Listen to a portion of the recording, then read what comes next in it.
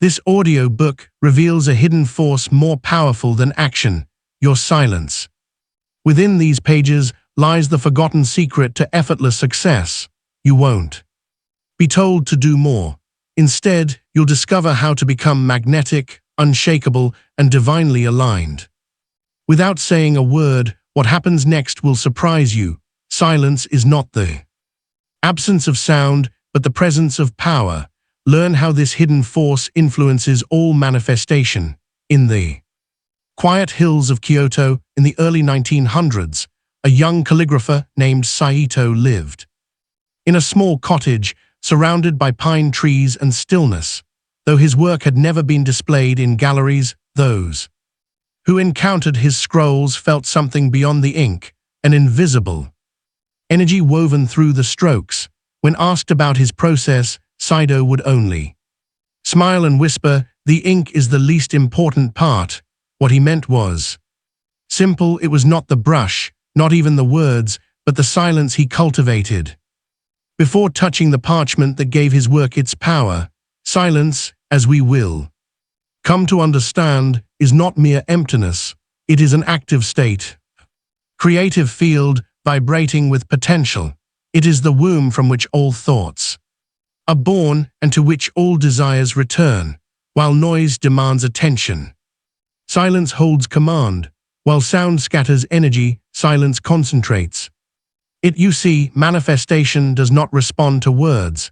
It responds to frequency, and frequency is carried more powerfully in your state of being than in your declarations. Many speak their desires aloud with great effort, hoping the universe will listen, but it is the silent alignment behind the words that the universe actually hears. Energy does not respond to volume, it responds to resonance. Consider this. In a crowded marketplace, everyone shouts, but it is the one who stands still, who listens, who commands true influence. The world, like energy, seeks certainty, and certainty speaks most clearly through quiet. The mistake most make is confusing silence with passivity, but sacred silence is not passive, it is precise. It is the deliberate withdrawal of attention from noise, fear, and urgency, and the conscious return to presence. When you sit in stillness and truly feel the reality you wish to create without a word, you begin shaping your world more effectively than any external action. Sacred insight, true silence is a signal, not an absence. The universe interprets your stillness as certainty, and certainty bends reality. The practice, the silent signal ritual. For the next 24 hours, speak your goals not with words, but through still attention. Choose one desire, do not affirm it aloud. Instead, hold it within. Like a glowing ember, in quiet moments return to it, see it, feel it, say nothing. Let the silence become your statement. Observe how the world begins to shift, how unexpected alignments appear, how clarity arises. This is not coincidence. This is the language of power. As you begin this journey into the power of silence, remember the most profound creation begins not with noise, but with stillness. You are not asking, you are aligning. You are not reaching out, you are drawing in. And you are doing it not through words but through the quiet presence that precedes all miracles. Discover how silence precedes creation, as seen in the lives of visionaries who harnessed it before each major breakthrough. In 1903, deep within a small bicycle workshop in Dayton, Ohio, Wilbur Wright sat alone in contemplative silence. The tools lay untouched. His brother Orville was out gathering materials, but Wilbur wasn't sketching or calculating. He was listening, not with his ears but with his awareness. The previous week's flight test had failed. The mechanics made sense. The data was solid, but Wilbur knew the answer wouldn't come through more or action. It would come through stillness, and it did. Out of that silence rose an insight that altered aviation history. He realized the wing's curve was correct, but the angle of torque was not. This understanding emerged not from frantic effort but from his willingness to enter the quiet. the space before form, the calm before clarity. This pattern is not unique. The greatest breakthroughs in human history have come not in the noise of brainstorming, but in the sacred pause that precedes understanding. Archimedes' eureka moment occurred not in his study, but in a silent bath. Einstein often said he found answers in thought experiments where he allowed ideas to drift through the quiet corridors of his mind. Even Mozart claimed his best compositions arrived whole in moments of inward stillness, not during hours of performance. Creation does not arise from effort alone. It is born first in silence, in that mysterious void where the mind steps back and the soul steps forward. You see, silence is the canvas. The universe, like an artist, cannot paint upon a surface already cluttered. Most people try to create from noise, mental chatter, urgency, distractions, but manifestation requires space, the space where truth can emerge without resistance. This space is silence, and not just the absence of sound, but the fullness of presence, sacred insight before every act of true creation. There is a pause, a stillness, a silence. That moment is the birthplace of breakthrough, the practice, the procreation pause before any major decision or act of creation. Writing, speaking, building, dreaming, sit in silence for 3 minutes. No music, no distractions. Let the breath settle. The mind wander and return in that quiet space. Do not force ideas, simply listen. At first it may feel like nothing, but slowly the shape of a solution begins to emerge. Maybe as a feeling, a flash, a word. Do not chase it, let it arrive. This ritual practiced daily attunes your awareness to the field of potential where all breakthroughs live, not in the mind, but in the silence beneath it. Remember, silence is not the delay before creation. It is creation in its purest state, just as night holds the seed of dawn and the breath before a word carries its full intention. Your next breakthrough waits not in what you do, but in how deeply you listen before you begin. In a noise-driven world, the ability to listen inward becomes revolutionary. Explore how internal stillness reveals divine instruction. In the heart of New York City in 1946, amid the constant clatter of street cars and shouting vendors, lived a woman named Clara James. She worked as a legal assistant by day and studied theology by night. Clara was surrounded by information, opinions, and the ceaseless demand to act, respond, and achieve. Yet, despite her diligence, she often felt lost, as if her life was moving forward without her. One evening, overwhelmed by the pressure of it all, she retreated to the rooftop of her apartment building. The wind was sharp, the city loud below, but for the first time, she chose not to analyze, pray, or plan. She simply closed her eyes and listened inward. What she heard was not a voice in the traditional sense. It was a quiet awareness, a knowing beyond thought, a sense that she was being guided not from outside, but from within. That night marked the beginning of Clara's transformation. She began taking 5 minutes each day to enter that stillness. Over time, these silent sessions offered her answers to questions she hadn't yet asked. Directions would surface, fears would dissolve. She stopped striving, she started listening, and her life flowed. In a world saturated with noise, media, alerts, opinions, solutions, the most radical act is not to say more, but to listen more deeply, not to others, but to the divine impulse within you that is always speaking, always guiding. You see, your intuition is not random. It is the voice of your soul, and silence is the doorway through which it walks. Most people seek clarity from experts, algorithms, or endless research, but truth is not found in volume. It is found in resonance, and resonance lives in stillness. Sacred insight. You were not meant to chase wisdom, you were meant to receive it, and stillness is the receiver, the practice, the listening ritual. Each Morning before checking your phone, speaking or reacting to the day, sit in silence for 5 minutes.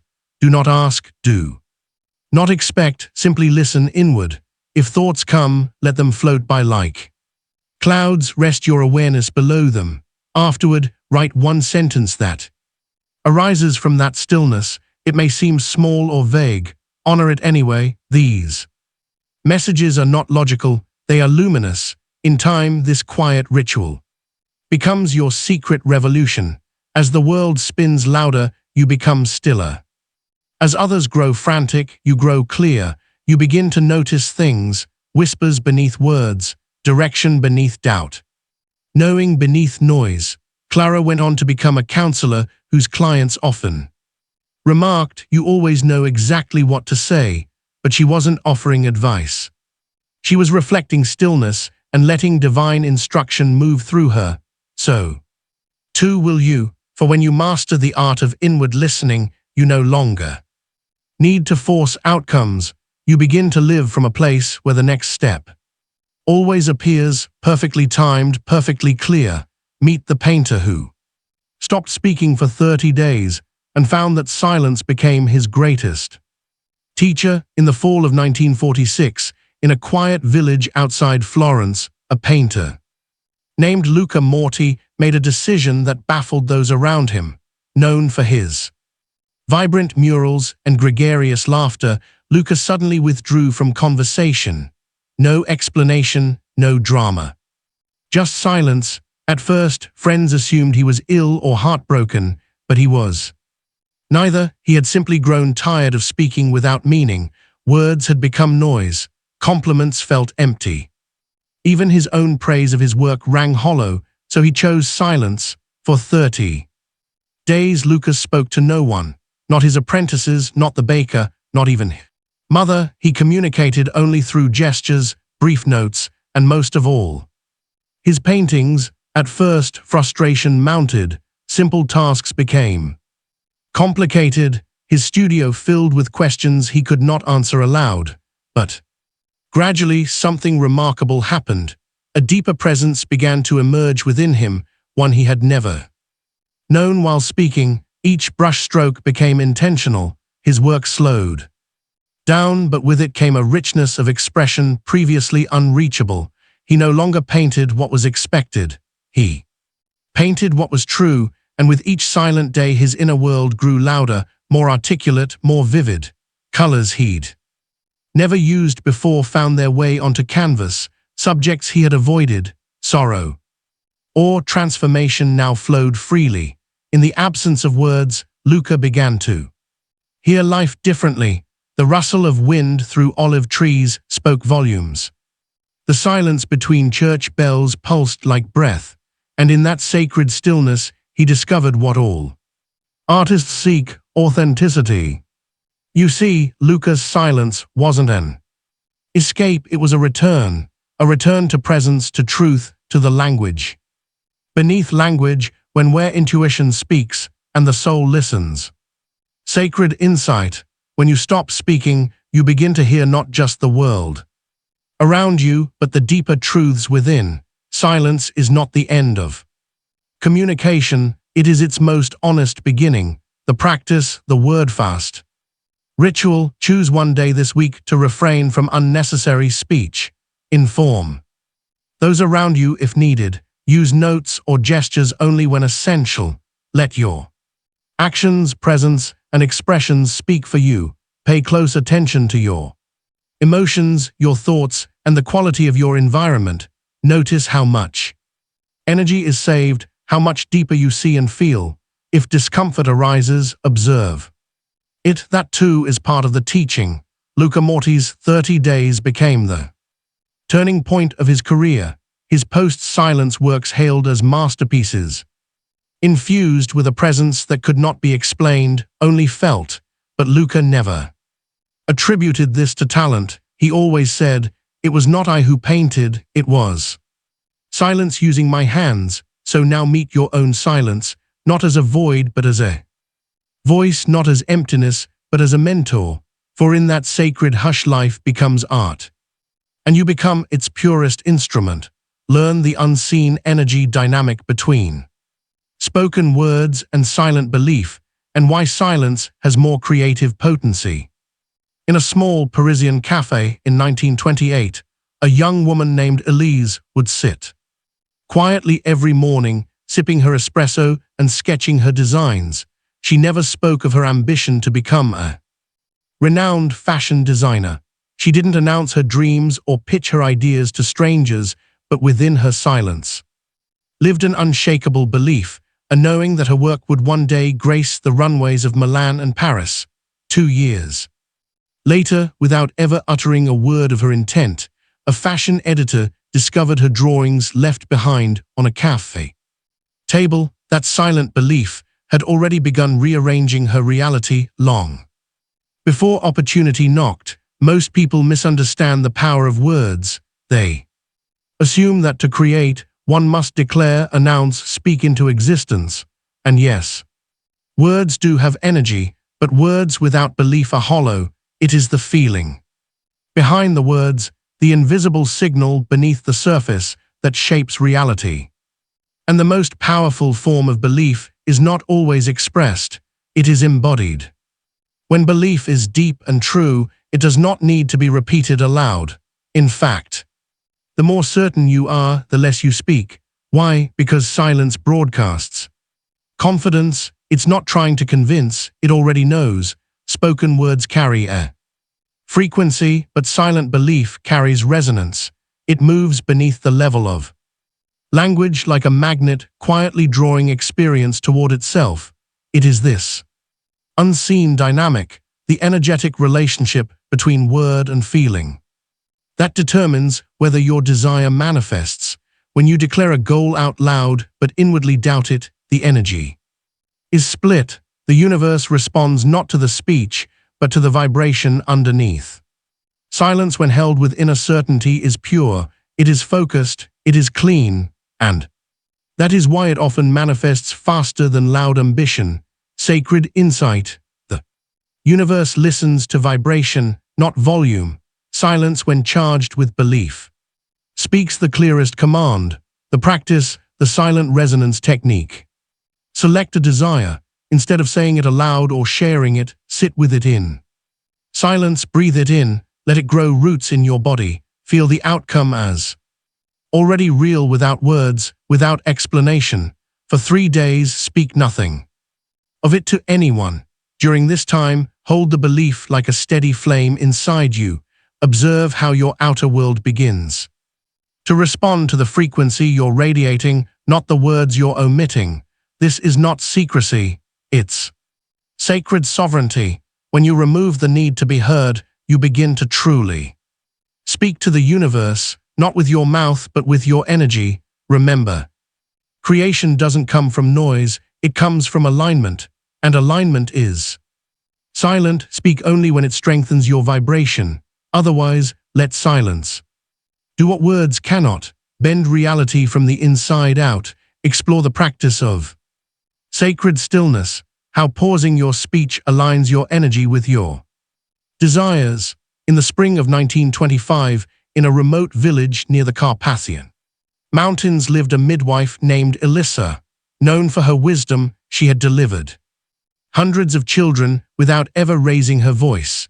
She spoke little, often communicating with a soft nod or a single look, but it was her presence, calm, grounded, and unwavering, when that people trusted. When asked why she rarely spoke, she answered, "Speech scatters energy, silence gathers it. When a soul is being born, I must gather all of mine." Elissa had uncovered what the mystics and sages of every age understood.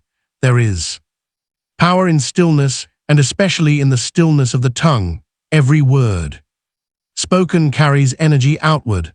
But when we pause our speech, when we choose stillness instead of explanation, affirmation, or justification, we turn that energy inward, consolidating it, strengthening it, aligning it. You see, most people leak power through unnecessary words. They talk about their goals before grounding them. They over-explain decisions out of insecurity. They affirm desires with a whisper, but contradict them with casual complaints. Sacred stillness is not just silence. Doors opened, synchronicities multiplied, and his path unfolded with supernatural grace. Sacred practice. Find a quiet space where you won't be disturbed. Take 3 deep breaths and close your eyes. Now, imagine yourself 1 year from this moment, writing back to your present self. Let your hand move across the page. As your future self speaks, my beloved past self, I wish you could see what I see now. Everything changed the moment you chose to believe in your power. That day when you read these words, something shifted with you. You finally understood that you were never meant to be small. Continue writing, allowing your future self to share the wisdom of what awakened in you today. Let this letter serve as both prophecy and promise, a bridge between who you are and who you are becoming. Feel the truth flowing through your pen, for these words carry the power to shape the reality that awaits. Your future self knows the magnitude of this moment, understands how this simple act of faith planted the seeds of transformation.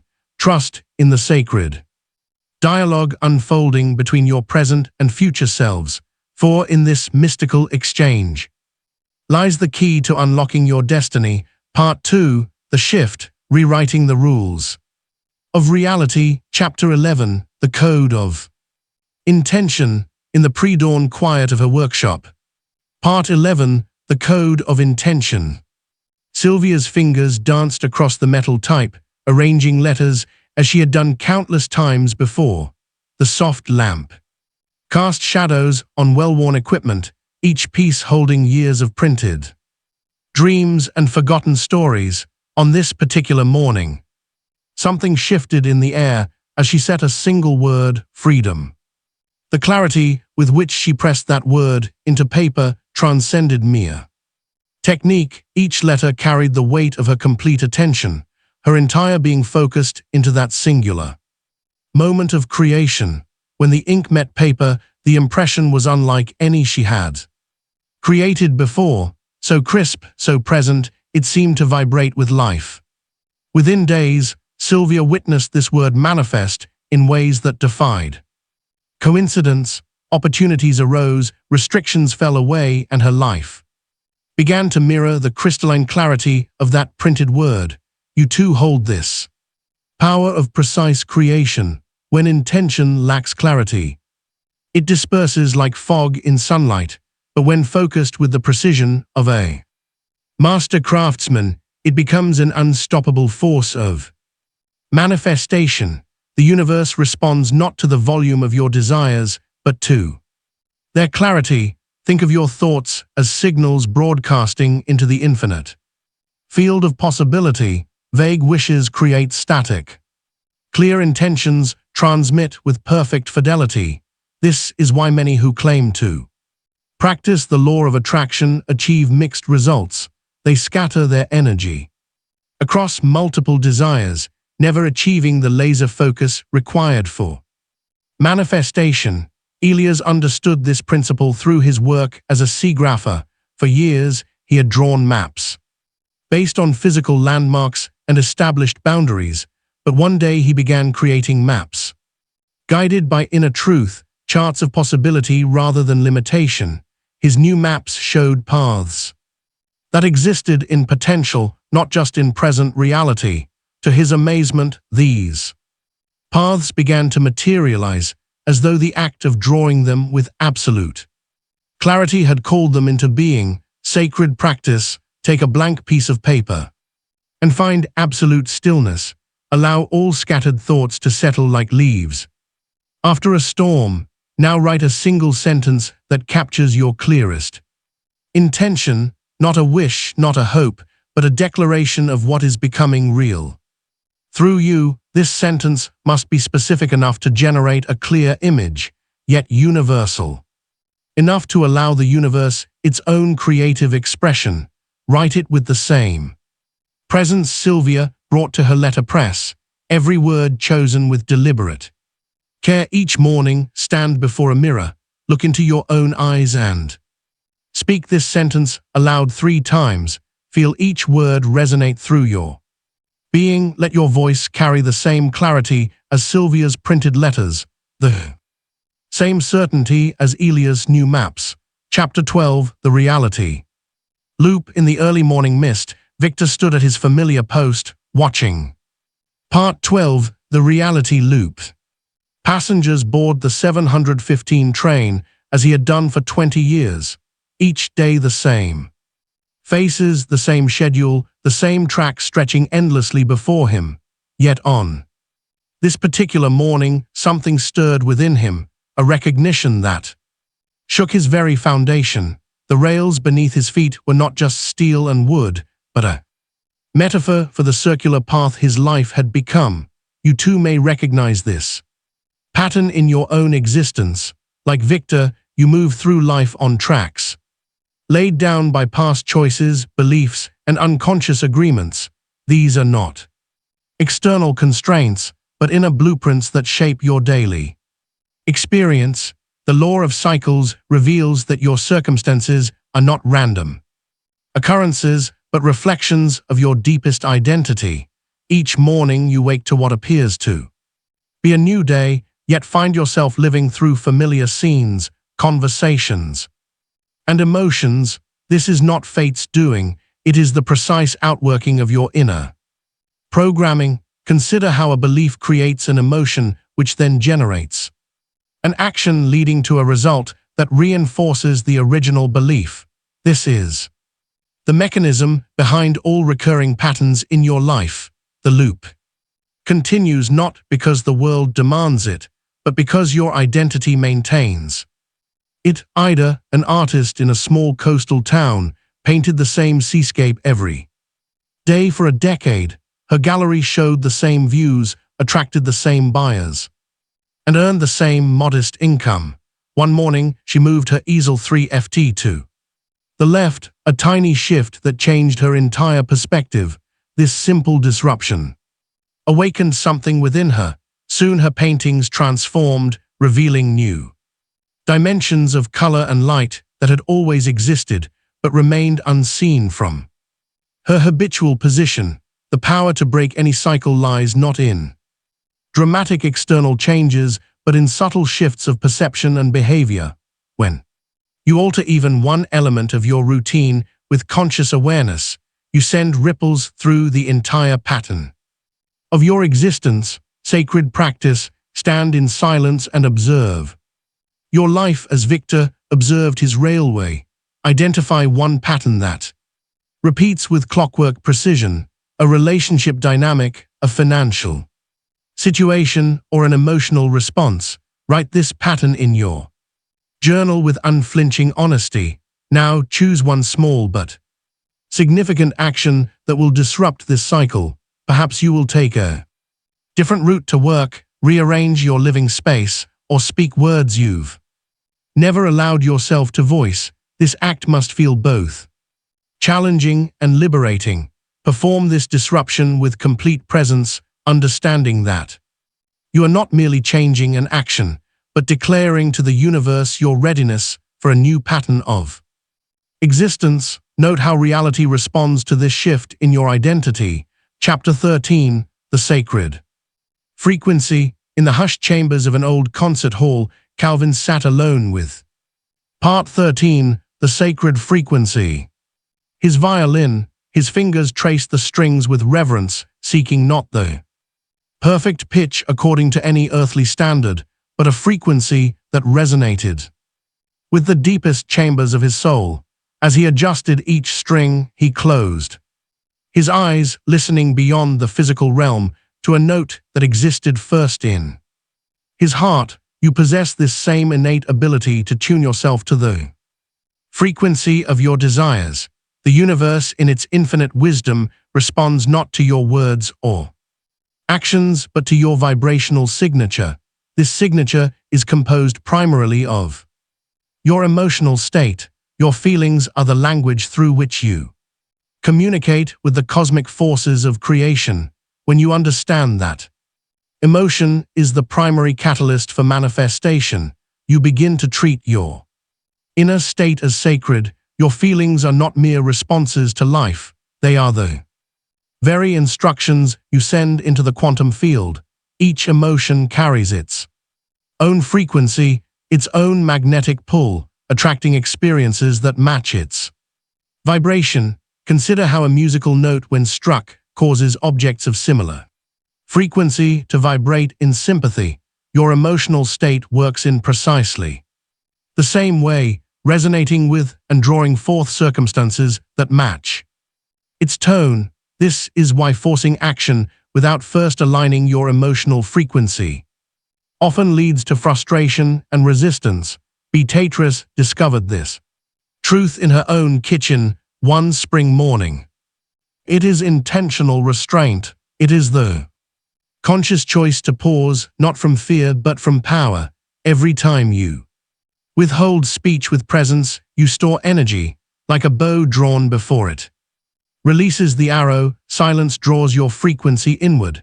In that space, your desire becomes concentrated, focused, and felt not just mentally, but energetically. The more aligned you are with your inner vision, the less you feel the need to speak about it. You no longer need to convince others or even yourself. You become the vibration of what you want, and that vibration moves faster than any spoken affirmation. Sacred insight. Words may declare a desire, but sacred stillness embodies it, and what is embodied must manifest. The practice, the sacred stillness fast. For the next 24 hours, engage in a stillness fast. Choose one desire, goal, a healing, a breakthrough, and from this moment forward, do not speak of it, do not explain it to others, do not post about it. Let your desire exist in pure energy, held in quiet certainty. Instead, every time you feel the urge to speak, pause, take one conscious breath. Feel your alignment. Know that the desire is already forming in the invisible. Let your stillness become your prayer. At the end of the day, journal how the world responded. Notice the shifts, subtle or profound, that followed your inner consolidation. Silence is not empty, it is full of power, intent, and presence. When you pause your speech, you amplify your vibration. When you honor sacred stillness, your energy aligns with precision. And when your energy aligns, the world cannot help but move toward you, not because you asked, but because you became. Read how a failed entrepreneur used 10 days of silence to hear the idea that built his fortune. In the spring of 1938, Thomas Grier sat alone in a rented cabin in the hills of Vermont, far removed from the world he had once tried to conquer. Only months before, he was a rising star in the business world, a man with 3 failed startups, 1 shattered reputation, and debts that spoke louder than any promise he had ever made. He didn't come to the cabin to meditate or reflect. He came because he had nowhere else to go. His investors had walked, his friends had disappeared, his plans, once grand and glittering, had turned to dust. The silence he now faced was not chosen, it was the silence of defeat. But then something unexpected happened. On the second day, with no distractions and no one to impress, Thomas began to breathe more slowly. The frantic voices in his mind of failure, regret, desperation began to lose volume. On the 4th day, he stopped trying to solve his problems and simply sat in stillness, watching the trees shift in the wind. By the 7th day, he had entered a kind of still awareness. His body was calm, his thoughts were softer, and from that quiet something began to rise, not a thought but a vision, a product idea so simple and useful, it felt absurd. He had never seen it before. It wasn't complicated, it was a wooden modular organizer, something to help small shops and craftspeople manage space more efficiently, a universal rack that could be customized like building blocks. He sketched it on paper with no excitement, only clarity. It felt obvious, natural. By the 10th day, he knew exactly what materials to use, who to contact, and how to price it. The difference, he was no longer chasing an idea. He had received one. Within a year, Thomas's modular organizer was being sold in hardware stores across the Northeast. 2 years later, he licensed the design to a national distributor. By 1945, his fortune had returned, but more importantly, so had his peace. You see, the brilliance wasn't born of panic, it emerged from quiet. His past ventures failed because they were forced. This one succeeded because it was received. Sacred insight, silence is not a retreat from the world, it is a return to alignment, and from alignment your greatest ideas arise. The practice, the silence reset. Choose a 10-day window, even if you can only spare 30 minutes. Daily, each day, eliminate all input for that time. No phone, no talking, no media, just you and a blank journal. Do not seek ideas, do not ask questions. Sit, listen, breathe, observe, then wait. Watch what begins to surface when you are no longer filling the silence, but inhabiting it. Like Thomas, you will discover that silence is not empty, it is full of answers waiting for the moment you stop speaking long enough to hear them. The unspoken intention has more influence than shouted ambition. This chapter shows how silent certainty bends reality. In 1932, on a quiet street corner in Marseille, a woman named Isabelle Lauron opened a tiny perfume shop no larger than a closet. There was no grand sign, no promotional campaign, no announcement to the world. She simply unlocked the door, placed 3 hand-blown bottles in the window, and waited. Customers were rare at first. Neighbors were puzzled. Why don't you advertise? They asked. Isabelle would only smile. I already know they will come, she said softly, and they did. Within months, women from across the city were whispering about her scents, how they seemed to match emotions, dreams, even memories. No one knew how, but each fragrance spoke to something deeply personal. What the public didn't see was that Isabelle never created from need or strategy. She created from silent certainty. Every morning, before the world stirred, she sat for 10 minutes in perfect stillness. No affirmations, no journaling, just an unwavering knowing they will come. The right ones at the right time. She said it once inside and never again. This was her power. Ambition often screams, it pushes, persuades, demands. But true intention, when fused with certainty, whispers, and the universe leans in to hear it. There is a frequency to silent knowing that words cannot match. The more confident you're in a decision, the less you feel the need to explain it. And the less you explain, the more your energy holds power. You see, the world doesn't respond to your declarations. It responds to the frequency beneath them. It's not the volume of your voice, but the clarity of your vibration that shapes reality. Sacred insight, silent certainty is magnetic. It draws to you without effort what noise could never achieve, because the universe doesn't follow your words. It mirrors your state. The practice, the unspoken command ritual. Choose one desire today. A goal, a shift, a change. Instead of telling anyone, hold it in your heart with total assurance. Say it once, silently, not as hope, but as truth. Then drop the thought. Do not speak of it again. Do not explain, justify, or plan. Let your silence carry the command. Move through your day as if the decision has already taken root in reality. Watch how things begin to shift. Subtly, unexpectedly, unmistakably. The more you hold this energy, the more you will see that reality is not pushed. It is pulled not by action alone, but by presence. Isabelle never shouted her ambition. She simply aligned with it. Her silent certainty spoke louder than marketing ever could. Decades later, her shop remains, still understated, still elegant, still magnetic. Let this be your example. You do not need to convince the world. You only need to convince yourself completely, quietly. And once, the rest will bend toward you, as it always does, as it must. Understand the spiritual law that says, as you silence the mind, you awaken the Force, discover its origin in the desert sands of ancient Egypt beneath. The shadow of the Great Pyramids, initiates of the mystery schools were taught one supreme truth before any others. The voice of the divine cannot be heard in noise. Their first lesson was not incantation, not ritual, but stillness. For days, sometimes weeks, neophytes would sit in utter silence, facing the rising sun, allowing the chatter of the mind to fall away. Only then, when the internal winds grew quiet, could they access the force that animated all things, the silent intelligence of the universe.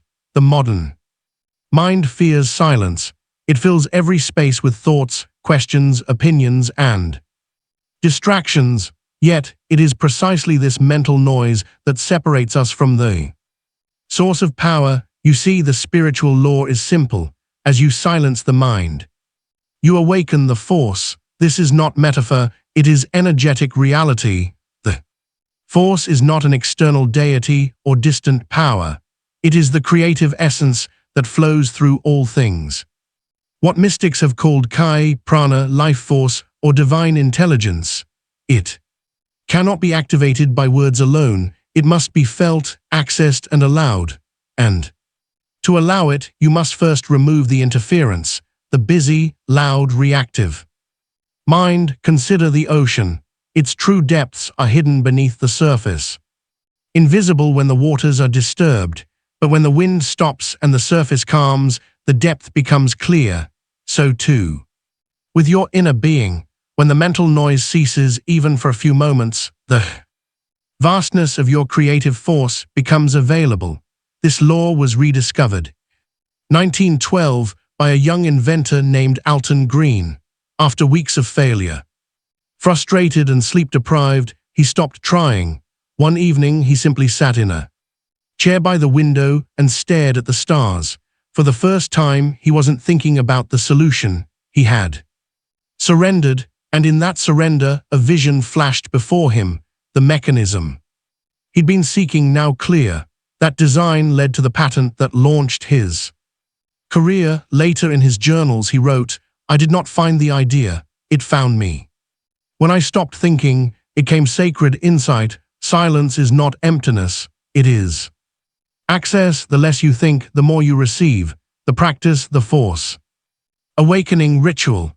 Each morning before the world rises, sit for 10 minutes in total stillness. No music, no mantra, just be. When thoughts come, let them pass like clouds. You are not trying to stop thought. You are simply becoming the sky beyond them. In this quiet space, feel the energy beneath your skin. This is the force. It does not speak in words. It moves in knowing, insight, and ease. Do this daily. The more you practice silencing the mind, the more the force within you will stir, not as effort, but as flow.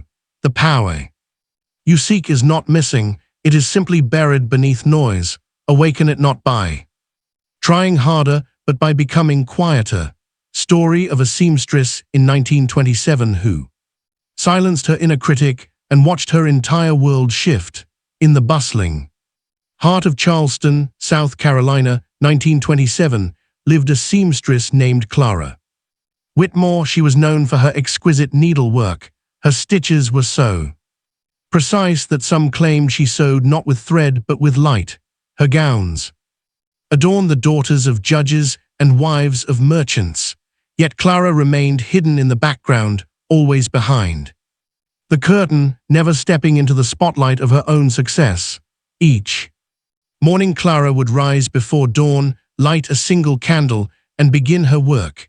Her hands moved with grace, but her thoughts did not. A voice within whispered constantly, "You're not truly talented. They only come to you because you're cheap. One mistake, and they'll see you for what you are." It was not the city that overlooked Clara. It was Clara who overlooked herself. One autumn afternoon, a wealthy client offered Clara a commission to create a showpiece gown for an upcoming gala. It was the kind of opportunity that could change the course of her career. But that night, as she stared at the sketch pad in her lap, the voice returned louder than ever. "You're not good enough. For this, they'll laugh, you'll fail, but something inside her, tired of the noise, simply said, enough. Instead of arguing with the voice, Clara did something radical. She sat in stillness, she put down the pencil, she closed her eyes, and she listened not to the critic, but to the silence beneath it. For the first time, she noticed that the voice wasn't hers. It was an echo stitched together from past criticisms, doubts, and inherited fears. And in that moment of sacred stillness, she saw it clearly. If she could hear the voice, she was not the voice. The next morning, she began sewing in silence. No radio, no humming, just breath and fabric and presence. Every time the inner critic returned, she didn't fight it. She simply returned to the silence, to the truth beneath the noise. By the time the gown was complete, Clara had undergone a quiet revolution. She no longer flinched when praised. She walked differently. She priced her work differently. She spoke with fewer words, but more weight. At the gala, her dress stole the evening. It was not the silk or the cut. It was the energy behind the stitch. Confidence had been woven into every seam. Sacred insight. When you silence the inner critic, the world stops criticizing, because your reality is only ever echoing your internal dialogue. Practice the thread of truth. Today, sit in stillness and write down the loudest negative thought you often hear. Now ask, whose voice is this really? Replace it with silence, not counterarguments, just stillness. Do this every time it returns. The shift begins not with self-talk, but with no talk at all.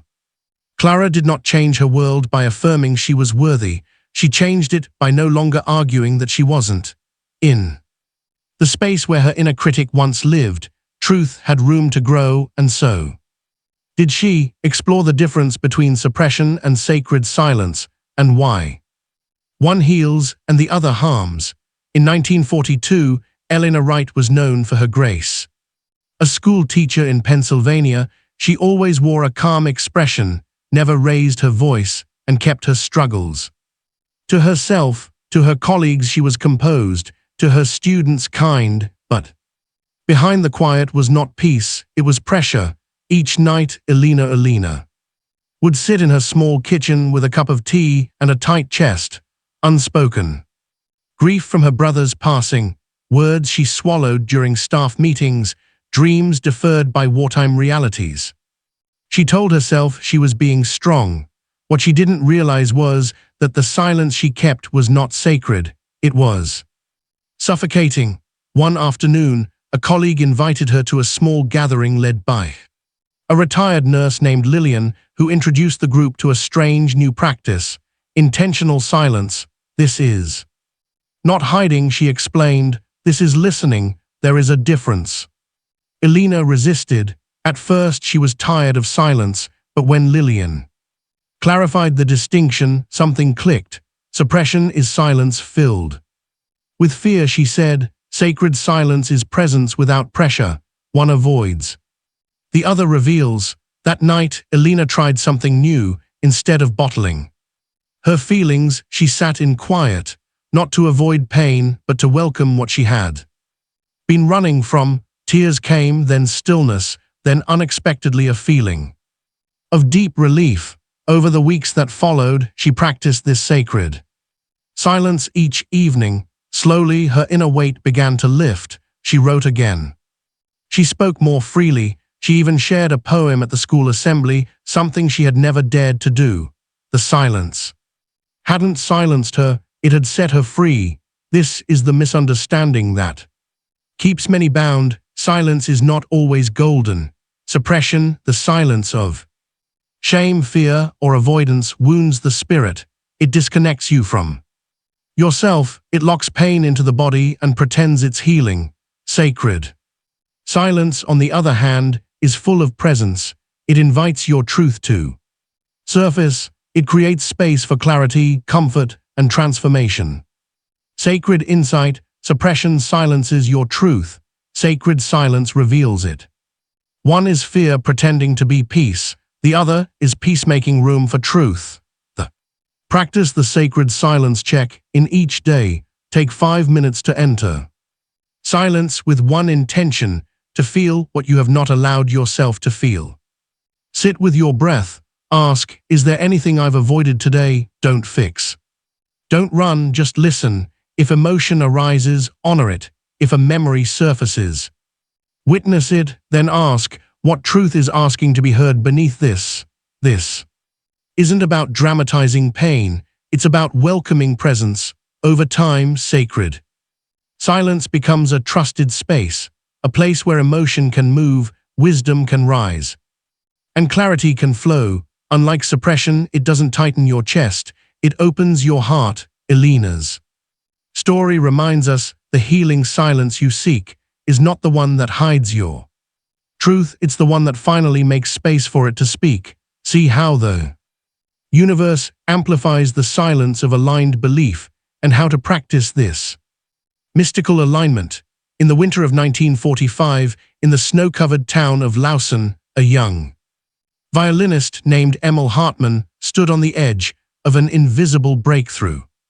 He had practiced for years, refining every note, technique, and movement, yet his performances remained technically perfect and emotionally flat. Critics called his playing precise but hollow. Friends told him to try harder, promote himself more, speak with passion about his art, but none of it worked. Then, after a bitterly disappointing recital, Emil stopped everything, the practice, the outreach, the endless striving, and spent a week in complete silence. He didn't quit music. He simply turned inward. Each morning he sat before his violin and imagined with unwavering belief that he already was the musician he longed to become. He did not speak this belief. He did not need to. He felt it. Something shifted, not in his fingers or his form, but in his frequency. When Emil finally played again, something otherworldly happened. The same instrument, the same bow, now carried depth and richness that moved people to tears. That night he didn't say a word after his performance. He didn't have to. His silence radiated truth, and the room felt it. This is the essence of aligned belief. When your belief is fully integrated, it becomes silent. It no longer needs reinforcement. There is no trying, convincing, or proving, only knowing. And the universe responds not to what you say, but to what you are in silence. You see, words often come from uncertainty. We speak most when we're trying to make ourselves believe. But true belief is quiet, it radiates, and because it is undivided, the universe amplifies it like a clear signal through a quiet field. Sacred insight, belief, when aligned and silent, becomes a beacon. It draws life toward it without noise, struggle, or delay. The practice, the alignment stillness ritual. Begin by choosing one belief you wish to embody, not just mentally, but energetically. Perhaps I am supported, or success flows to me. Sit in a quiet space, close your eyes, drop the words, instead become the feeling. Let the energy of that belief settle into your body. No affirmations, no repetition, just presence. Let the belief live in your breath, your stillness, your posture. Hold it for 5 minutes without distraction.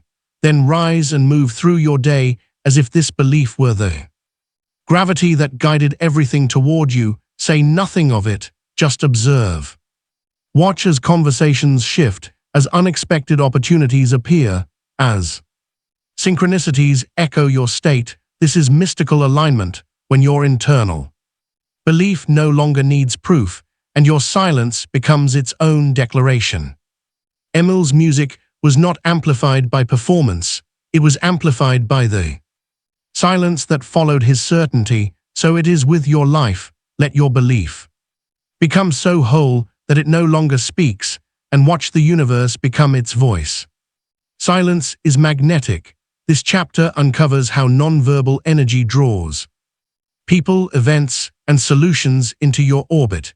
In 1931, a man named Ellis Monroe walked daily through the crowded markets of New York City without saying a word.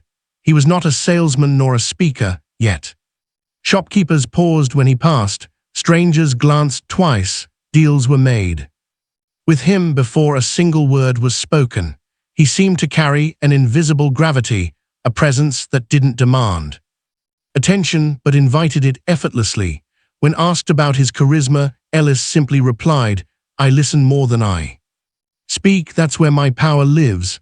What Ellis had discovered was the magnetic quality of silence, not passive, quiet but charged stillness. You see, when a person becomes internally still, yet energetically aligned, they emanate a frequency that moves faster than words. It's not the silence of avoidance or indifference, it's the silence of presence, and presence pulls. The universe operates not through language, but through vibration, and vibration doesn't need a voice to be felt. In fact, the most powerful frequencies are often transmitted without sound. Think of the moments when someone entered a room and without speaking shifted the entire mood, or the times when you felt drawn to someone before they ever introduced themselves. That was magnetic silence in action, the field of their being calling out to yours. This kind of silence speaks in frequency, not sentences.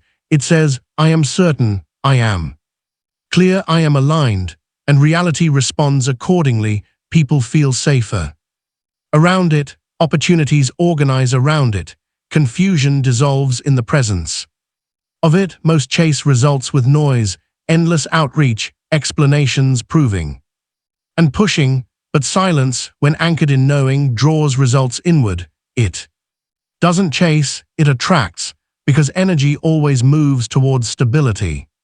And nothing is more stable than silent certainty, sacred insight. The quieter your field, the stronger your pull. Silence does not push, it invites. An invitation is magnetic. The practice, the magnet field activation. Choose a goal or area of life where you've been pushing too hard. A relationship, a job opportunity, a creative project. For the next 48 hours, withdraw all verbal effort, no pitching, no explaining, no announcing. Instead, enter deep presence, walk, breathe, and move as though your goal is already flowing toward you. Let your energy say what your words would have forced. During this time, visualize your field like a calm lake, stable, reflective, drawing all things inward. Notice how people engage with you differently. Watch for synchronicities. Pay attention to what you attract without effort. The truth is, what you seek is already seeking you, but your noise often drowns the signal. By stepping into silent presence, you tune yourself to the frequency of reception, and from that space, solutions find you, not because you chase them, but because you become impossible to ignore. In silence, you stop chasing, you start receiving, you become the signal, and the world can't help but respond. Case of a jazz pianist who stopped networking and found that silence brought the audience he always sought. In the smoky corners of 1931, New Orleans, the jazz scene pulsed with ambition. Every night, musicians filled dim-lit clubs, chasing fame with every note, handshake, and favor traded in the back rooms. Among them was Ellis Monroe, a talented yet overlooked jazz pianist who played with aching devotion but struggled to be seen. He had the technique, the soul, the fire, but not the recognition. Ellis did what most aspiring artists did. He worked, he lingered after shows, he complimented the right people. He passed out flyers, begged for reviews, and played backup for louder, less talented performers.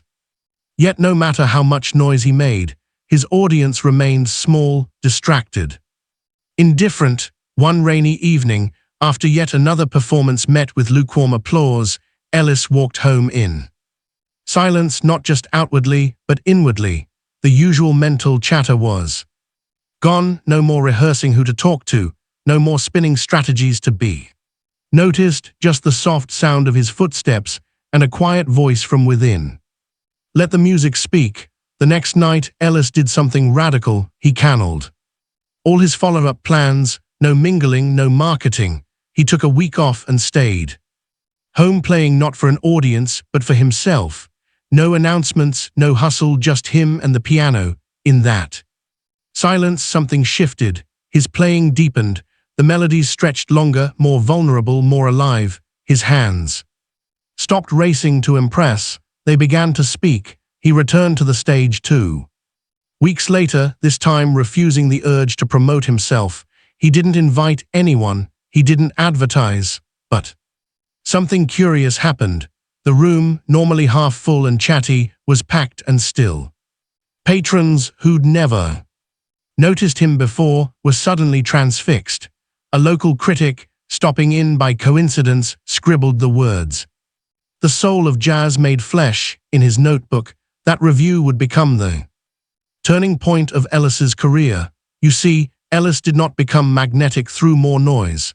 He became magnetic through stillness. His silence wasn't retreat, it was alignment. When he stopped pushing for recognition, he made space for it to come to him. Sacred insight. The soul is not heard through promotion, it is felt through presence. And presence is born of silence, the practice, the quiet offering. For the next week, choose one area of your expression, your art, your business, your dream, and withdraw all effort to be seen. Instead, deepen your craft, be fully present with it, refuse to chase attention. Let the quality of your being speak louder than your marketing. Silence amplifies essence. Ellis didn't need to shout to be heard, he needed to listen. The moment he did, the world leaned in, not because he demanded it, but because he had finally become undeniable. The audience you seek is already listening, but they can only hear you when you stop trying to be loud and start being real. Learn to distinguish between noise of fear and the quiet voice of knowing, and how your future depends on it. In 1932, just outside of Savannah, Georgia, lived a young school teacher named Marian Ellis. She had spent nearly a decade in the same one-room schoolhouse. Her days filled with chalk dust, arithmetic drills, and the laughter of barefoot children. Though steady, her life felt increasingly hollow, as if she were living a story that was no longer hers. A restlessness stirred beneath her calm exterior, pulling her towards something unknown. Then one evening, as she sat beneath the old oak tree behind the school, Marian felt it, a still, clear sensation that whispered, "Leave." It wasn't dramatic, it didn't shout, it didn't justify, it simply offered a quiet certainty. There is more. But almost immediately, another voice rose in her mind, louder, anxious, urgent. "Leave and go where? You'll end up penniless. No one will understand. You have no plan." It was rapid, chaotic, and insistent. It rattled her chest and made her hands tremble. The still whisper disappeared beneath its noise. Marian stayed, not because the whisper was wrong, but because the noise was loud. It would take another 2 years and a health crisis before Marian revisited that moment under the oak. This time she listened differently. She realized that every major regret in her life had followed the voice of fear, and every moment of grace had followed the voice of quiet knowing. That day she wrote her resignation letter. Within months, she was teaching at a school for artists in New York, a place that mirrored the life she had once feared was beyond her reach. The noise of fear is deceptive. It feels important because it is loud. It demands attention. It floods the mind with what-ifs and worst-case scenarios. It masquerades as logic when in truth it is only self-protection dressed in urgency. The voice of knowing, on the other hand, is soft. It doesn't push. It doesn't plead. It simply is. It speaks once clearly, firmly, and then it waits. Not because it is uncertain, but because it trusts you will return to it when the noise fades. Sacred insight. Fear screams because it doubts. Knowing whispers because it never has to repeat itself. The practice the two voices meditation. When faced with a decision, sit in silence. Ask, what is fear saying? Let the noise speak. Write it down if needed. Then ask again, what is knowing saying? And listen. It may not give reasons. It may not feel safe, but it will feel true. Follow the voice that doesn't need to win the argument. Your future doesn't depend on being fearless. It depends on knowing which voice to trust.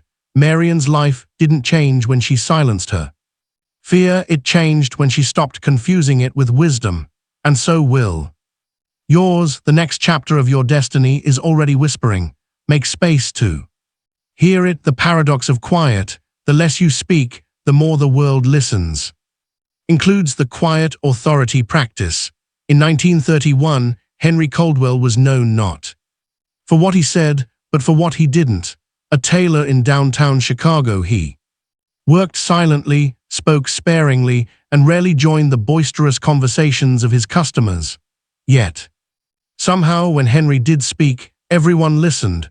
People came not just for his suits but for his energy, the way he stood, how he moved, the stillness he carried. His words, though few, were always chosen with precision. One customer once remarked, "When Henry says something, you remember it for days. It feels like truth." What Henry embodied was not shyness or passivity, it was quiet authority. This paradox is easily missed in a world that values performance over presence. Most believe being heard means saying more. That too. Influence others. You must speak louder, post more often, explain yourself endlessly. But true authority does not beg to be acknowledged. It simply is. The paradox of quiet is this: the less you speak, the more weight your words carry, the more you trust your energy to do the speaking, the more others lean in to hear. Because silence implies certainty, stillness suggests depth, and presence, unforced and unwavering, commands attention in a way no performance ever can. You see, we live in a culture flooded with noise. Voices compete for space. Everyone has something to prove. But when you choose silence, intentional, anchored, sovereign silence, you become the still point in the storm. You are no longer adding to the chaos, you are centering it, and from that center, people listen. Sacred insight. True influence is not about the volume of your voice, but the depth of your presence. Speak less, mean more. The practice quiet authority for the next 48 hours. Reduce your speech by 30%. Instead of rushing to fill silence, allow it to linger. When in conversation, pause before responding. When in meetings, speak only when your words offer value, not validation.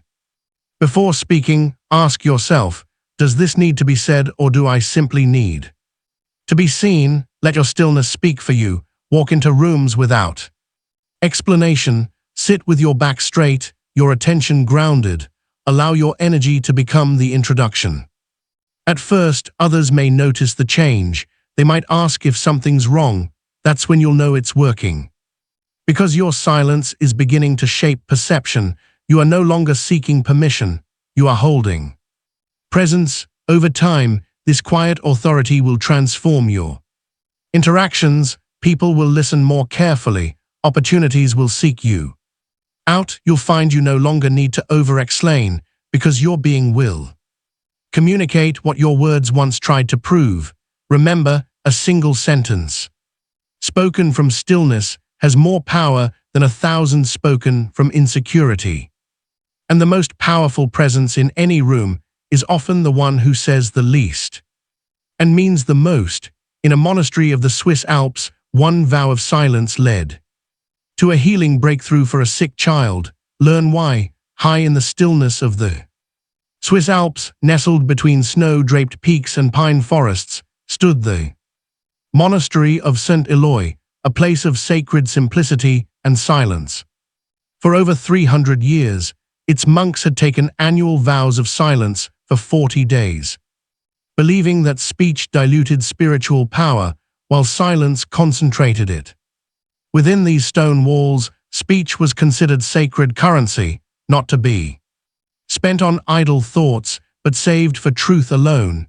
In the winter of 1926, during one such vow, a young monk named Brother Martu encountered a dilemma that would test the very limits of his faith. A local family had brought their daughter Clara to the monastery. She was only 8 years old, and wasting away from. An unnamed illness. No doctor could explain her condition. She did not eat. She did not speak. Her eyes carried the weight of a soul slipping between worlds. Her parents pleaded with the monks to help her, believing the place's peace might restore her. But the monks were in silence. No one spoke. No one offered diagnosis or advice. They simply welcomed Clara with open arms, made space for her in the guest quarters, and continued their days in stillness and devotion. Brother Maceo was assigned to tend to her, not with words, but with presence. Each morning he would sit with Clara in the sunlit cloister, offering warm tea, gentle smiles, and silent companionship. He did not ask her to get better. He did not plead for progress. He only offered presence, calm, quiet, unwavering. Days passed. Then on the 12th morning, Clara looked up and whispered, "You don't need me to talk, do you?" Matthew only smiled. That evening, she ate for the first time in weeks. By the end of the week, she was laughing softly with the birds in the courtyard, and when the vow of silence ended, her parents returned to find a child transformed, not by medicine, not by speech, but by the healing force of wordless love. You see, silence does not mean absence. When held with intention, it becomes presence in its purest form. It communicates to the heart what words never can. You are safe. You are enough. I am here. In Maceo's silence, Clara found no pressure to perform, no fear of disappointing expectations, just space, still sacred space in which her body and soul remembered how to heal. Sacred insight. Healing begins not when you are told to change, but when you are allowed to simply be in the presence of someone who is fully there without needing to fix you. The practice. The healing presence ritual. Spend 1 hour this week in the company of someone you care about without filling the air with words. No advice, no stories, just presence, whether shared in a walk, meal, or simple silence. Let your stillness become your offering. Let them feel seen not by your voice, but by your being. For sometimes what the soul needs most is not more to hear, but more room to rest. Explore the energetic anatomy of words and why silence often achieves what language cannot. Words are often mistaken as the source of power, but in truth, they are only the surface of something deeper, like waves at top in ocean. Words rise from the unseen depths of thought, emotion, and vibration.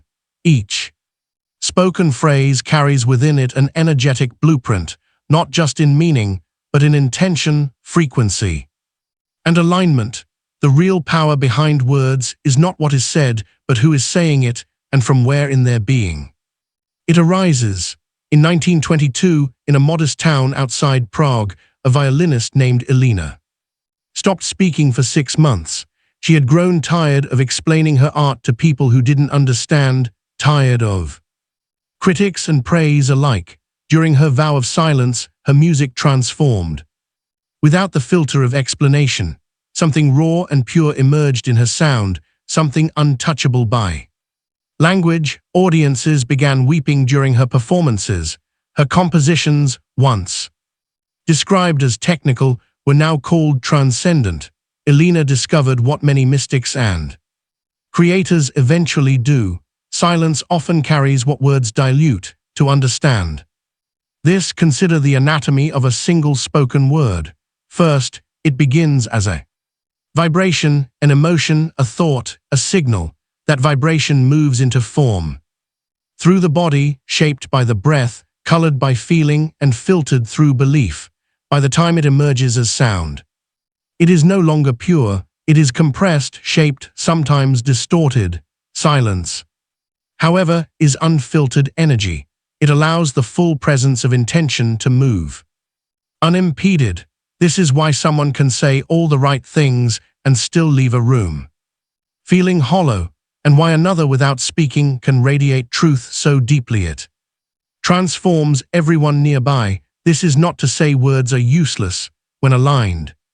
They are like arrows, swift, clear, and effective, but when misaligned they become noise, scattering energy instead of directing it. Silence, in contrast, gathers power, it holds the charge, it communicates beyond language through feeling, frequency, and presence, sacred insight. Words shape energy, but silence is energy. It is the purest form of communication with the universe. The practice energetic word audit today. Observe your words before speaking. Pause, ask yourself, is this word arising from fear or from alignment? From insecurity or from certainty? Begin to notice how different energies produce different tones. Speak only when the word carries clarity, otherwise choose silence. Let your presence speak. In conversations, experiment with saying less. See how silence alters the dynamic. Observe how people lean in. Listen deeper and respond not to what you say, but to who you are being. Words are tools, but silence is essence. When you learn to feel the difference, you know longer speak to be heard, you speak to resonate, and when resonance is absent, you allow silence to do what language cannot, carry truth, power, and presence. In its most concentrated form, in the beginning was the word, but before the word there was silence, and it is too. That silence you return not to speak less, but to speak with power. Discover the rhythm of silent awareness, how entering this flow alters your perception of time and results.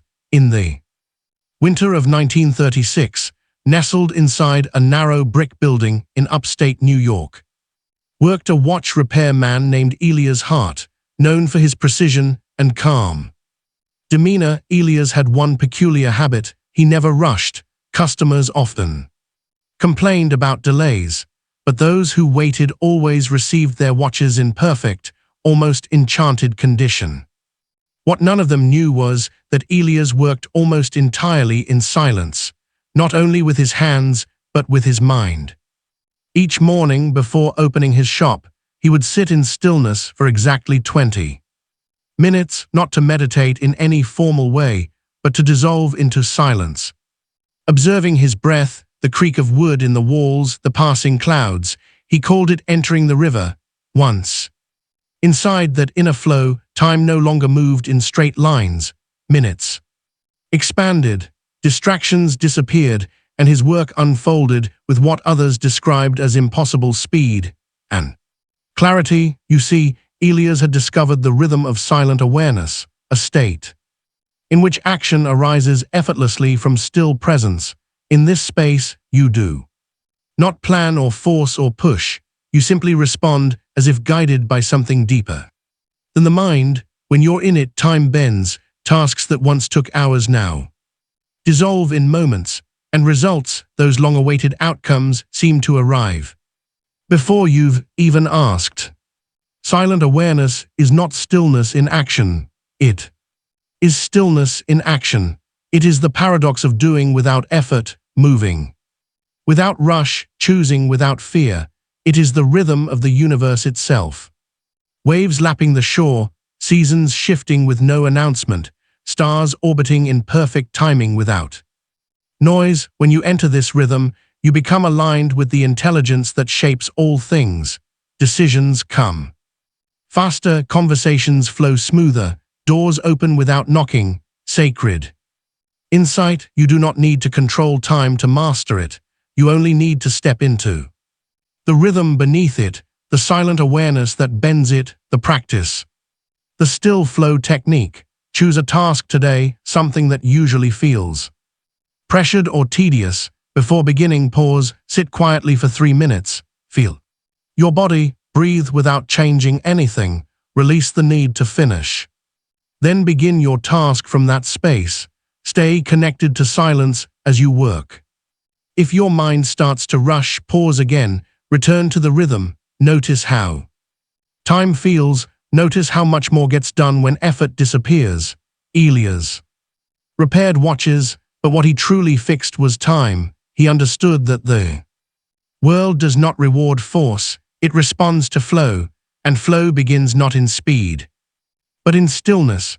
As you learn to enter this rhythm of silent awareness, you'll find that your most effective state is not high energy or motivation. It is quiet presence. In that state, life no longer feels like something to manage. It becomes something you dance with effortlessly, timelessly, in rhythm. How? Stillness expands potential. Learn how a designer's most revolutionary idea came. During his silent walks, in the spring of 1936, in a fog-kissed suburb of Stockholm lived a young furniture designer named Henrik Dahr, known for his precision and practicality. Henrik made a modest living crafting chairs and tables for local merchants. His work was solid, functional, and forgettable. While others in the design world were pushing boundaries with bold shapes and abstract structures, Henrik remained confined to the familiar, not because he lacked talent, but because his mind was crowded. Henrik spent his days working, reading design journals, sketching compulsively, and poring over what other designers were creating. Each night, he would sit at his drafting table, desperately trying to summon a breakthrough, but all he ever found was more noise, more doubt, more comparison, more limitation. One afternoon, fatigued and uninspired, Henrik left his tools behind and wandered into the forest at the edge of town. He didn't bring a notebook. He didn't intend to think. He simply walked. For the first time in months, he did not plan, problem solve, or seek ideas. He just moved in silence with the rhythm of breath and the crunch of leaves beneath his boots. Half an hour in, something happened. His thoughts slowed.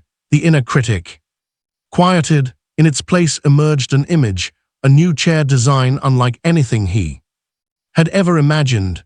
Fluid lines, asymmetry, a structure that mimicked the branches overhead. It was not something he thought up. It was something that arrived, fully formed in the calm of his walking silence. That design would go on to win a national competition and become his signature piece. Years later, Henrik credited his success not to his studies or effort, but to a simple daily practice he developed after that moment. Silent walking. You see, stillness doesn't mean you stop moving. It means your mind stops gripping. When the mental noise softens, potential expands. You become receptive to what's already trying to reach you.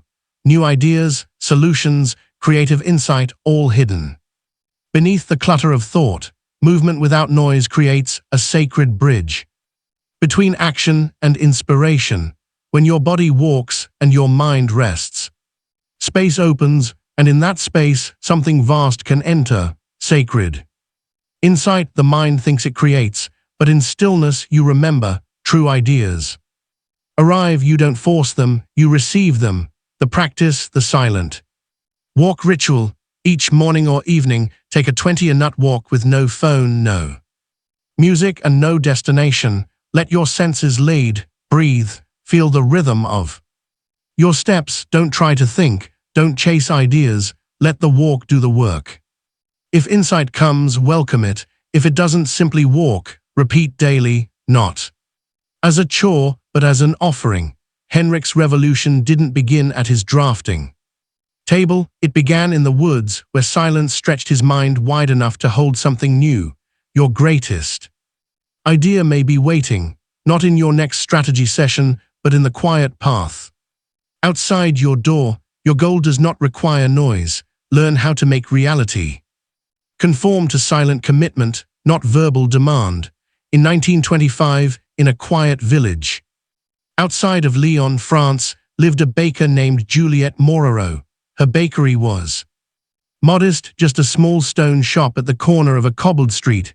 She never advertised, never boasted, never spoke of expansion.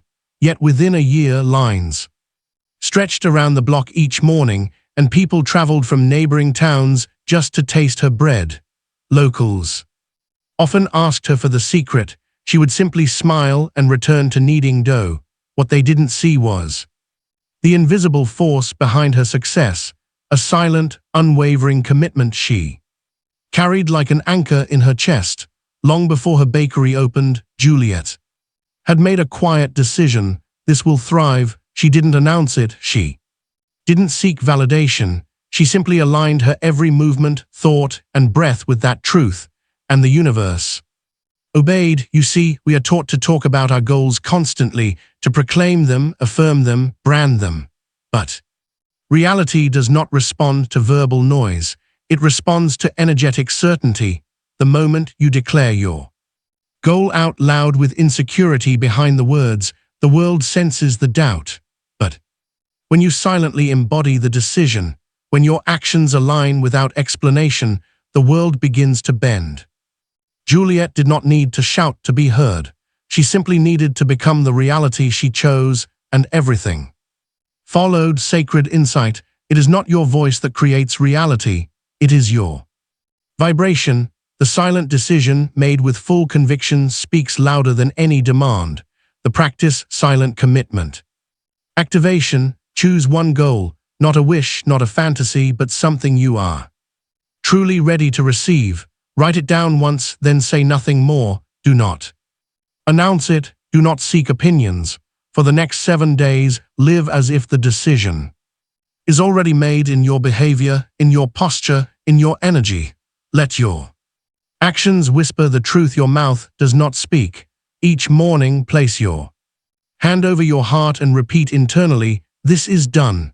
No excitement, no performance, just quiet knowing. Notice how your external world begins to shift. Conversations, opportunities, emotions, not because you talked about it, but because you silently claimed it. This is not pretending, this is alignment. The silent commitment has a gravity to it, like a planet drawing moons into orbit. Your state of certainty shapes the energy around you. You will no longer need to convince others or yourself of what's coming. You will become the version of you who already has it.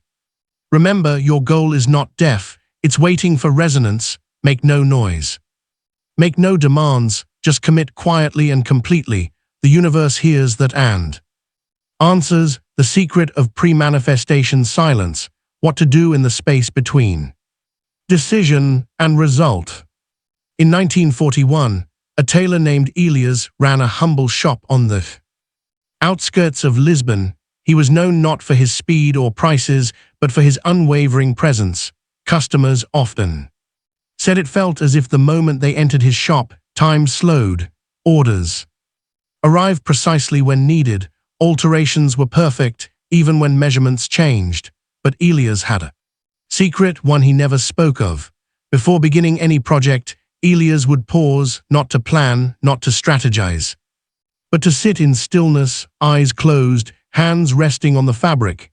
In that silence, he would hold the image of the finished result, the customer smiling, the garment fitting perfectly, the joy exchanged. Then he would begin. No words, no further thinking, just quiet action infused with invisible certainty. When asked why he did this, Elias replied only once to a close friend, "The space between wanting and receiving is sacred. Speak too much there and you disturb it. This space, the one between decision and result, is where most people lose their power. They decide on a desire, declare it aloud, and then begin explaining it, doubting it, justifying it, discussing it. They leak energy through talk and worry. But those who understand manifestation know what you do after the decision matters more than what you said when you made it. This is the realm of pre-manifestation silence, the sacred quiet after you've chosen, but before reality delivers. It's a moment of power, not passivity. It's where inner alignment is sealed, where you anchor into trust, where you allow the unseen to rearrange the scene. Imagine planting a seed and then digging it up daily to check its growth. That is what unnecessary speech and doubt do. They uproot what silence could nurture. You must understand, silence is not inaction. It is instruction. It tells the universe, "I have spoken once within. Now I wait with certainty." That stillness acts like gravity pulling the outcome toward you. Sacred insight. The louder your internal knowing, the less external noise is required. Silence between decision and manifestation is the bridge of trust, and reality walks across it to meet you. The practice, the seal of silence ritual today. Make one clear, conscious decision about something you desire. Write it down once with clarity and conviction, then speak. Nothing more about it, not to yourself, not to others. Instead, enter a silent agreement with the universe. It is done. Hold that inner certainty throughout the day. Do not seek signs. Do not look for validation. Let silence hold the space. Observe how ease begins to replace effort, how answers arrive without prompting, how your energy feels focused and preserved. Elias never advertised his gifts. He didn't need to. His silence carried more than his words ever could.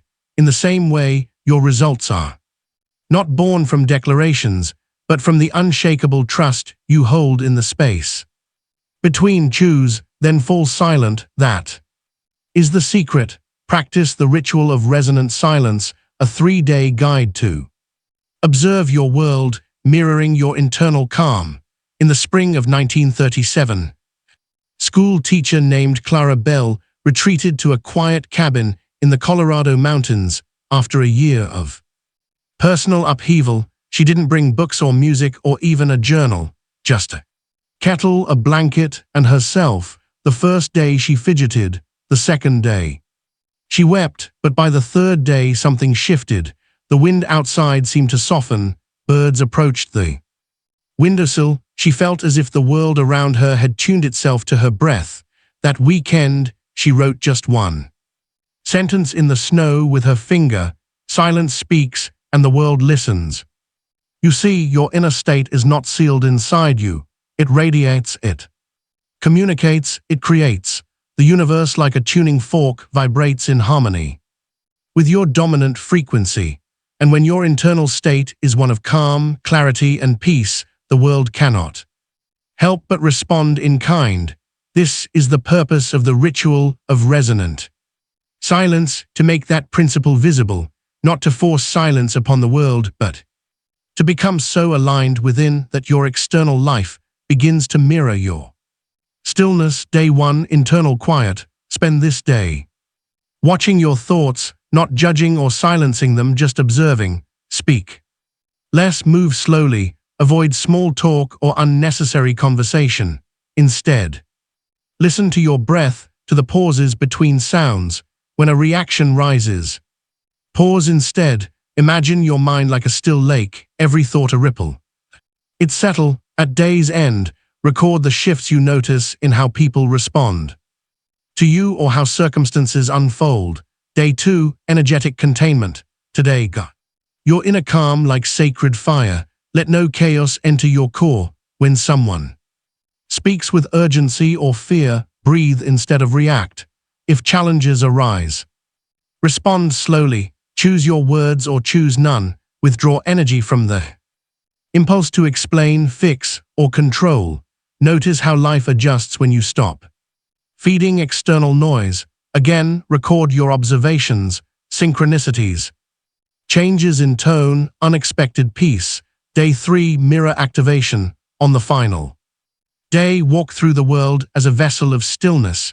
Before entering any room or conversation, take 3 conscious breaths.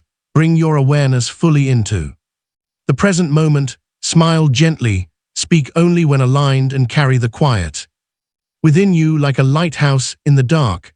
Watch as others soften around you. Listen as clarity replaces confusion. Track the evidence. Delayed answers arriving, strangers showing kindness, obstacles easing. These are not accidents, they are reflections, sacred insight. What you hold in silence, the world amplifies. Resonance does not begin outside, it begins in you. The ritual of resonant silence isn't about retreating from life. It's about tuning yourself so finely that life responds without resistance. When you learn to hold calm within, reality rearranges itself in harmony. The ritual is not an escape.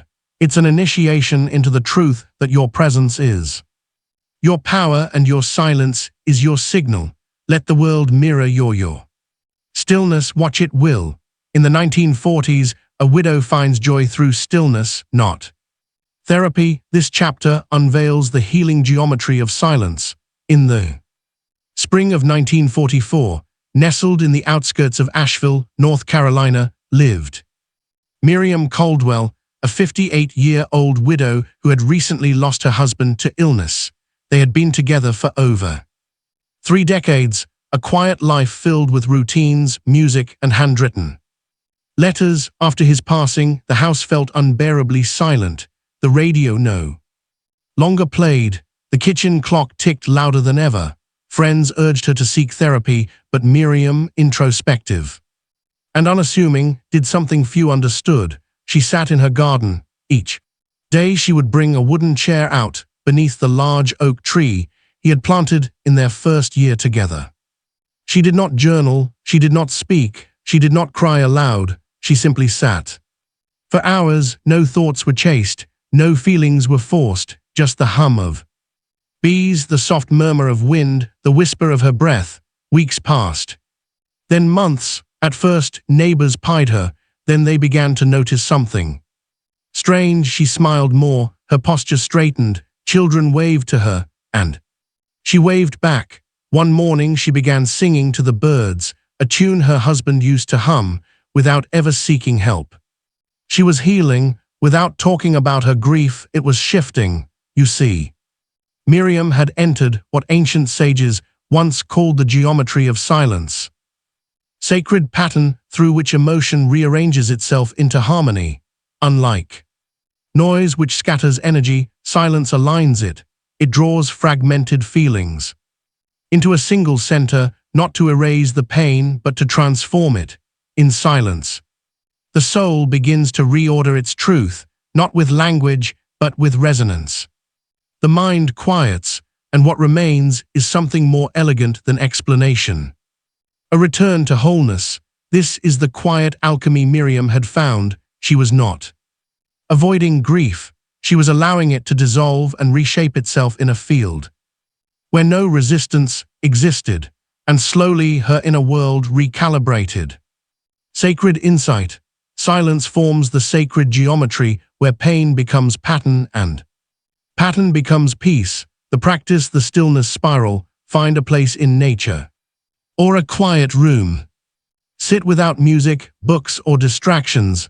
Imagine your emotions, grief, stress, confusion, not as blocks to be solved, but as scattered pieces of a pattern. Let the silence act as the thread that draws them inward. Do not name your pain, do not fix it, just feel it inside the stillness. You'll begin to notice a shift, not loud or dramatic, but soft, like the blooming of a flower no one planted. That is healing. Miriam never told the world how she healed, but when she began baking again, when she started leaving fresh cut flowers on neighbors' porches, everyone felt it. Her silence had done what words could not. It had brought her home to herself, and so can yours, for the soul does not need answers to heal. It only needs space, and silence is the most sacred space of all. Not all silence is spiritual. Learn how to turn passive avoidance into activated intention. In the autumn of 1941, in the coastal town of Galway, Ireland, lived a woman named Nora Flynn. She was known for her gentleness, her quiet presence, and her way of listening more than speaking. To outsiders, Nora was serene, composed, a pillar of calm, but inside Nora carried storms she never voiced, dreams she never pursued, truths she never expressed, pain she never processed. When her husband passed unexpectedly, Nora said little. When her sister moved away, she offered only a polite farewell. When the opportunity came to sell her handwoven linens in a growing Dublin boutique, she declined quietly, telling herself it wasn't the right time. But time kept passing, and Nora's silence became not peace, but paralysis. Kenji's flowers bloomed not because he asked them to, but because he became the environment in which blooming was the only possibility. So it is with your goals. When you align your frequency with quiet certainty, the universe doesn't need to be told. It already knows, and it responds effortlessly. Learn the art of pre-verbal creation. Reality responds before words are even formed. in the quiet mornings of 1944 on the outskirts of Kyoto, a potter named Sora would rise before dawn, long before speaking a single word. He would light incense, sweep his small studio and sit facing a window that framed the eastern sky. His tools remained untouched. His hands rested on his knees. He wasn't thinking of clay. He wasn't planning his work. He was feeling it. The bowl, the vase, the curve of the handle, it all came to him before language, before thought. His breath slowed, his awareness expanded, and within that still, wordless space, a shape would arise in his heart. He didn't name it. He didn't sketch it. He simply walked to the wheel and began. The forms that emerged from his kiln became known across Japan, not for their perfection, but for their essence, as if they had not been made, but remembered. Sora had mastered what the ancient mystics called pre-verbal creation, the sacred space between energy and expression, where true manifestation begins. You see, most people create backwards. They begin with words, I want, I need, I hope, but by the time desire becomes language, it has already moved from pure energy into limitation. Words are powerful, but they are also boundaries. They name, define, and narrow, and while necessary, they are not the beginning of creation. Creation starts before language, in the silence where feeling meets intention, where knowing arises without needing to be said. This is pre-verbal creation, a sacred state where reality begins to form in the invisible field of energy, not yet spoken, not yet shaped, but already alive, and the universe listens because the universe responds not to what you say but to what you are, what you radiate before thought translates it, the calm before the sentence, the certainty before the affirmation, the deep emotional alignment that whispers louder than speech. Sacred insight. You don't have to speak it for it to be heard. You don't have to name it for it to form. The most powerful creations happen before the first word is ever spoken. The practice, the pre-verbal visioning ritual. Each morning for the next 7 days, sit in silence for 5 minutes before any task. Do not speak, do not write, do not ask. Instead, feel. Imagine a version of yourself already living your desire, but do not use language. Let your body become the prayer, let your breath become the signal, let the feeling speak for you. Then move into your day as if the message has already been received, because it has. Sora never needed to name the bowl before shaping it. The clay listened to his essence, not his plans, so too does life shape itself around your energy, not your explanations. Remember this, before the word there is the wave, and the wave is already moving. Speak if you must, but first be stillness in crisis. Story of a nurse who saved lives by entering in a silence during chaos. In the spring of 1944, as World War II raged across Europe, a makeshift field hospital was set up on the outskirts of Normandy. Supplies were scarce, the wounded arrived by the dozen, and fear clung to the air like smoke. Among the chaos moved a young nurse named Evelyn Raw. She was not the most experienced, nor the most outspoken, but she possessed something that others quickly noticed, a stillness that seemed to settle the entire ward. On June 7th, a bombing raid struck nearby. The ground shook, the lights flickered, screams rang out, the medical staff panicked. Instruments clattered to the floor. A junior doctor froze mid-procedure. For a moment, everything threatened to unravel. Evelyn did not move. She closed her eyes. In the middle of the sirens, the shouts, the rising fear, she entered a silence so deep it seemed to still time itself. She took one breath, then another, until she felt the storm within her calm. Then she opened her eyes, clear and steady, and began moving.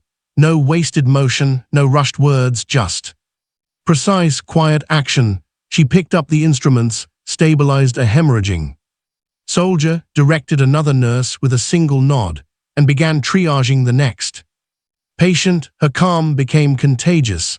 The doctor who had frozen came back to life. Others followed her pace, her breath, her tone. By nightfall they had treated over 60 wounded. Every one of them survived. Afterward, a fellow nurse asked Evelyn how she had stayed so composed. She simply replied, "I remembered the silence behind the noise. You see, crisis magnifies energy. Most respond with panic. Thinking speed is the answer, but it's stillness, not reaction, that unlocks wisdom in chaos. The quieter you become inside, the more clearly you can perceive what needs to be done rather than what fear wants you to do." Evelyn hadn't mastered a technique, she had remembered a truth. When the outer world spins, stillness anchors us to something deeper than circumstance, a place where clarity, not confusion, resides. Sacred insight. Stillness is not withdrawal from the crisis, it is your doorway through it. In silence, intuition replaces panic, precision replaces noise, and miracles begin to move. The practice, the emergency stillness ritual. Next time you face chaos, a heated conversation, difficult decision, a moment of fear, pause, close your eyes, even if only for 5 seconds. Inhale through the nose, slow and deep. Exhale even slower. Don't try to control the situation, just anchor yourself in stillness. Let the noise pass around you. Then from that silent ground, act, not from fear, from clarity. Evelyn didn't save lives by rushing. She saved them by remembering who she was when everything else forgot. And in doing so, she became the calm at the center of the storm. You can too. In stillness, your greatest power is revealed, not in reaction, but in response, born from silence. Why the quiet person often leads the room. The science and spirit behind energetic presence. In the winter of 1939, in a Manhattan boardroom filled with voices clashing like cymbals, a young assistant named Elena Vance sat quietly at the edge of a long oak table. Executives debated, opinions collided, and tension filled the air. Like smoke, Elena said nothing. She had been brought in to take notes. She wasn't asked to speak, and no one expected her to. But when the conversation reached an impasse and no one could agree on the path forward, something strange happened. All heads turned to her. It wasn't because she had raised her hand. It wasn't because she interrupted. It was because in the middle of all that noise, Elena had remained centered, focused, listening, observing. Her stillness was magnetic. When she finally did speak, her words were measured, clear, and brief. Yet they carried more weight than all the previous arguing combined.